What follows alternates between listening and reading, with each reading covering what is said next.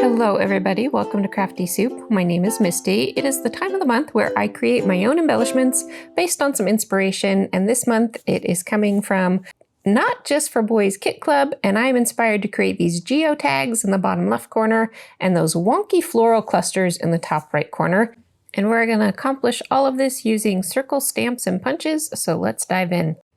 First up, we're going to create those geotags, and we're going to start by making a template out of scratch paper. You can see that that is just random scratch paper from my stash. I have a 1-inch circle punch, and I'm also going to do a 1/2-inch circle punch size so you can see the difference. It is quite drastic. And then I'm going to cut a rectangle of paper. You want the rectangle to be as wide as your circle and maybe 1/4 inch longer. I think that one is more up in the air. I think you'll have to experiment and see. But for my 1-inch punch, I did make it my rectangle 1 1/4 inches, and for the 1/2-inch punch I made it too long and I'll have to redo it. So I'm going to trace a triangle from the center point of that rectangle up to each corner, and then I'm going to just trace in a curve at the bottom so that these geotags aren't pointy at the bottom. They have that kind of rounded geotags shape, and we're going to fussy cut it out. If you hate fussy cutting, hold your scissors straight and turn your paper and very slowly squeeze your scissors as that pencil line enters the jaw of your scissors, and that will give you a much smoother cut, especially on curves. All right, and now we've got these two pieces we can glue together, and we've made ourselves what looks kind of like an ice cream cone, and that is going to be the template for our geotag. I will get both of them glued together, and then next up we are going to... Oh, this is the part where I realized that tail was too long, and you can't just trim it down because you need the width to be the same. So I did have to go ahead and redo that one and make it shorter to start this whole process with. All right, and then once I had all those done, I pulled out some other scraps of different colors, and on the back side, you're going to go ahead and trace those with some pencil. Pretty easy to trace, and then we're going to do a little bit more fussy cutting. You can trace as many shapes as you want, and again, use that tip where you keep your scissor hand steady and you turn the paper into the jaws of the scissors. And like I said, on corners, that really does help. Now, if your tracing went a little wonky, or if your template is a little off kilter, you can straighten it up, and then you might still see the tracing, but once you turn it over, you will have a lovely geotag shape. And I will go ahead and trim out this small geotag so you can see the difference in size. The difference between a 1/2 inch and 1 inch doesn't sound like a lot, but you can see them down there side by side, and they are. All right, we're going to decorate these up, and you can do this in any way you want. I really like putting white ink on top of colored cardstock, so a white pigment ink.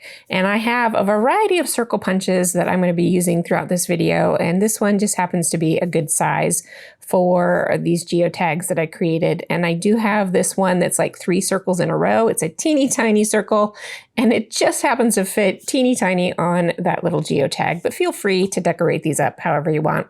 In a lot of the inspiration image, the geotags also had arrows on top of them, so I'm going to go ahead and add some arrows to mine.